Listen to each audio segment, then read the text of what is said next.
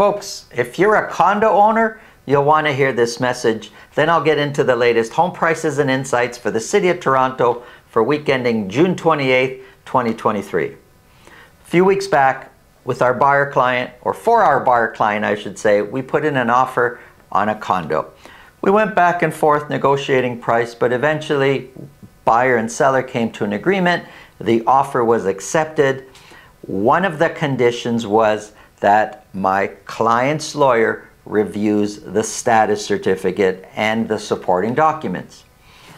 So within a few days after the offer got accepted, sellers sent us the status certificate and all the documents associated with that. I forwarded it to my client's lawyer, but in the meantime, I'm reviewing these documents myself. And I noticed there was some things going on with the way this building was managed that potentially my client wasn't going to like, that were definitely red flags. And I spoke to my client about it, but we're waiting for the lawyer's review also. So the lawyer reviewed the documents and reported back to my client, and sure enough, the review wasn't great. There was actually talk about almost certain that a special assessment was right around the corner, and the way the building was being managed was just not the best, and the reserve fund has been depleted. There was a whole bunch of red flags there. So my client decided to pull out of the deal, and the way the status certificate is written, the way the status certificate condition is written, my client was well within their rights to pull out. So they pulled out, got their deposit back, no penalty, and we moved on to look at other condos. But when I called that listing agent and said, hey, the lawyer's given like bad grades on the way this condo is managed, the whole status report with the supporting documents, there's some things going on the way this building is management that is not so great, and actually we're probably headed to a special assessment anytime soon. The agent was surprised, had no idea this was going on. He spoke to the seller, and then he got back to me, the agent, and said the seller had no idea any of this stuff was going on either. And whether that's true or not is kind of irrelevant. What is relevant is whether the seller knew or not, they should have known. If you're living in a condo, I know many condo owners have the attitude of, I live here, this unit is my space, I enjoy some of the amenities, but you know, I go to work, I stay home, I entertain, and they just live in whatever else goes on in their building. They have the attitude that it's none of their business. That's kind of not true. As a condo owner of a unit, you are also part owner of the whole building. The condo, the common elements, you are part owner in this building. Consider it like a company, and you're a shareholder in this building. Wouldn't you want to know if there's something going on that could affect the value of your unit? When other units sell, you pay attention, you're listening to how much did it sell for, and you kind of figure, oh, if that sold for that much, this is probably what mine's worth. Whether you're considering selling or not, a lot of people are curious as to what other units are selling for, because they're curious on the value of their own unit. Well, I got to tell you, if there's a negative status certificate report, if the reserve funds have been depleted either through bad management or repairs that were out of, surprised everybody. There was a leak, there was a flood, there was this, there was that, and repairs have to be done, and the condo board had not planned for it. And so they're using money that was planned for something else. Or they've got to go to each unit owner and say, hey, we have to do this repair. It was unplanned for, so every unit owner's got to chip in $2,000, $5,000, $10,000. Man, that affects your price in a big way, in a negative way. You really should be involved. Don't be the condo owner that says, none of this stuff is my business, because it is your business. I'm not saying you need to go to every single board meeting, but read the memos when they come to you. Be aware of what's going on in your building, because it does directly affect the value of your unit. If you think this video can help somebody you know, please pass it along. If you get value from what we're talking about, subscribe. And if you want to speak with me about your real estate situation, selling, buying, it's really simple. Below this video, in the description, is a link to my calendar. Click on that, book a time that's convenient for you, and we'll talk about whatever's on your mind. Let's get into the numbers.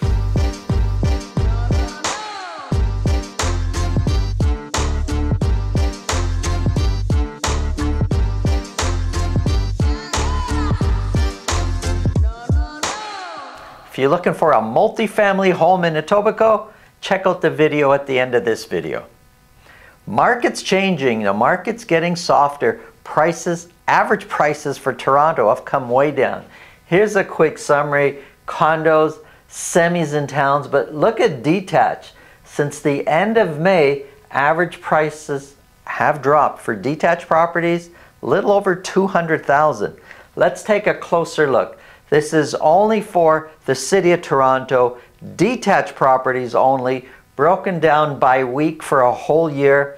178 detached properties were sold for week ending June 28th, 2023. Sales have been coming down. Since the beginning of May, sales have been coming down. The amount of properties selling at $2 million or more was 43. But look at average sold prices. Currently, the average sold price is sitting at $1,714,000. The end of May, we peaked at $1,934,000. That's a $220,000 drop over the span of just 2 months. That's a huge difference in average sold price. When you look at it week by week by week, sometimes there's subtle changes, but then when you look at the trend, it could be a big difference over just a span of 8 weeks or so. Compared to last year, $1,714,000 is 3% higher than where the average sold price was a year ago. You could see it trending down. The median price compared to a year ago for the same week is 1% higher than the median price a year ago. So the beginning of the end of March and April, both median and average prices were trending up, but since the end of May, they've both been trending down. And I'm looking at the dotted line, which is a 4-week moving average. Sales of the 178 that sold, 66% sold at list price or more. So 2/3 selling at list price or more, and that's been quite consistent over the last couple months. Listings they're way down from the previous week. 325 were listed, and I'm putting here long weekend. Now, we're not in the long weekend for week ending June 28th, but it's heading into the long weekend. And I know there's a lot of sellers that'll say, well, let's hold off till after the long weekend. I know a lot of agents kind of have that attitude also. So if they're advising their sellers, it's close to the long weekend, they'll say, let's wait. A lot of buyers go on holidays, so let's wait after the long weekend. So let's see what happens the following week to see if listings do go back up, but they are way down from the previous week. Look at active listings. Over the span of 3 months, it's very consistently increasing. More and more properties are remaining unsold at the end of the period, which means more and more choices. So if sales are coming down and there's more to choose from, months of inventory grows. We're now sitting at 1.7 months of inventory for detached properties across the City of Toronto. Let's break Toronto down into 9 sections here. So the summary is here for all of Toronto: 1.7 months of inventory, 66% selling at list price or more. Scarborough seems to be the busiest, most active, most competitive market. Excuse me. It's consistently that way. 82% of the properties are selling at list price or more. Months of inventory sitting at 1.1, way below the 1.7 for all of Toronto. East York, Riverdale beaches, 1.4 is the months of inventory, 71% selling at list price or more. Look at some of these other areas here. Weston Yorkdale, 1.8 months of inventory, 75% selling at list price or more. High Park, 2 months of inventory, so a little bit higher than the city's overall average, but 75% selling at list price or more. Different areas, different activity. It's a different feel for the market, different experience altogether. Here are semis. 65 semi-detached properties were sold. Average sold price has been coming down over the last 3-4 weeks. We're now sitting at $1,385,000 for the average semi-detached sold.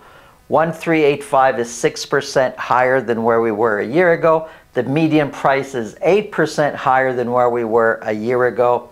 And although prices have been trending up since the last week of May, kind of sort of flat. Medium is going one way.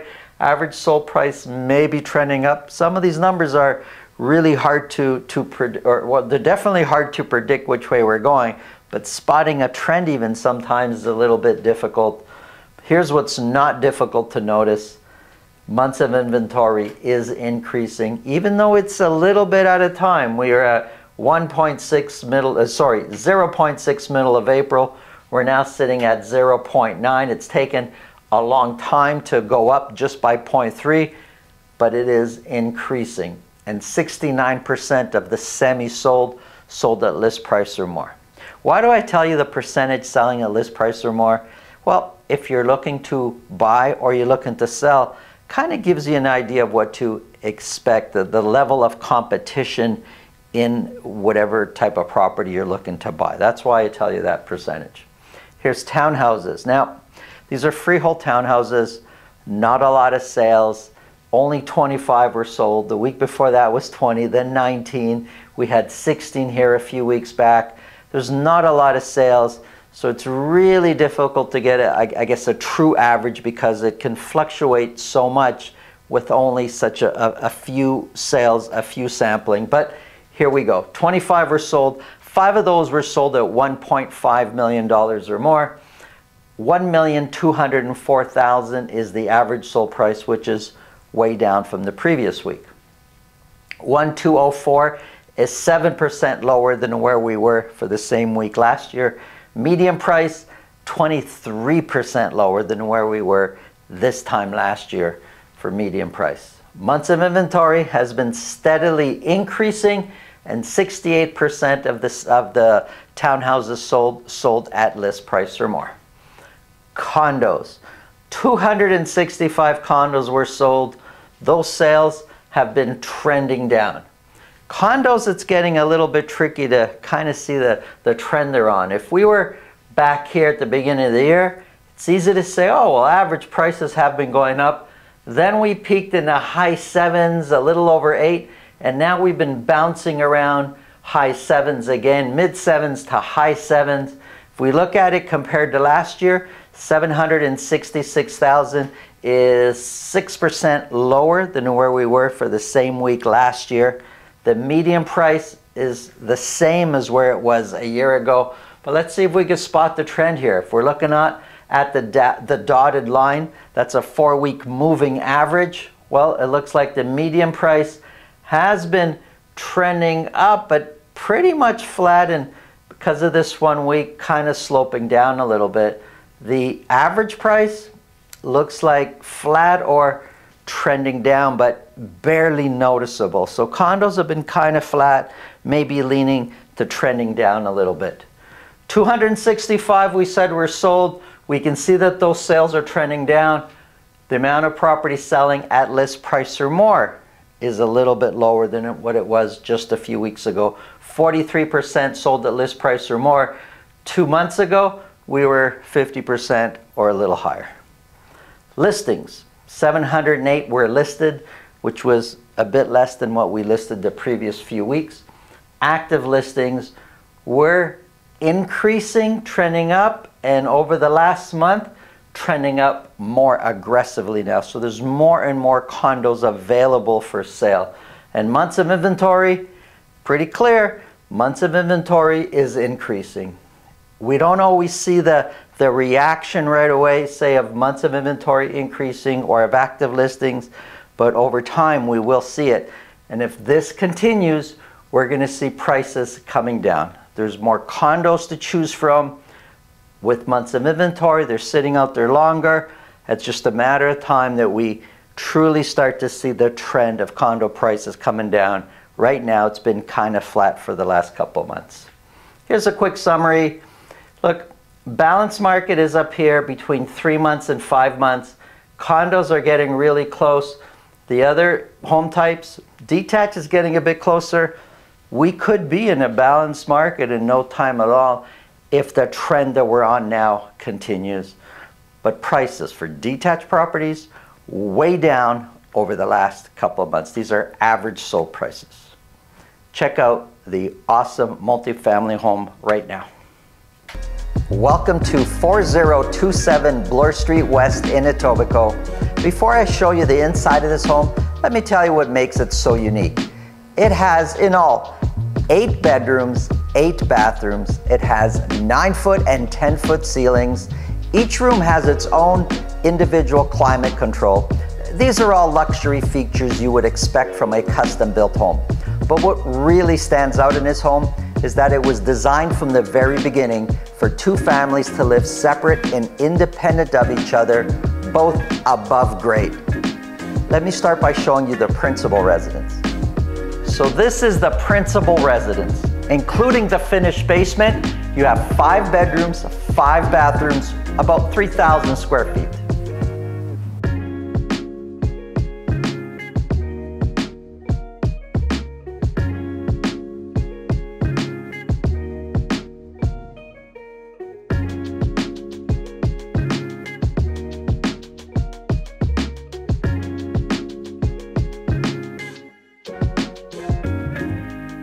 So here's the finished basement.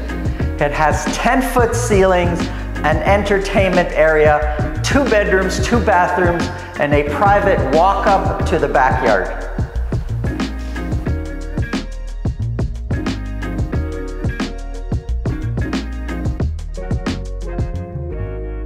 So this is the private, self-contained, luxurious secondary suite with 3 bedrooms, 3 bathrooms. Have a look.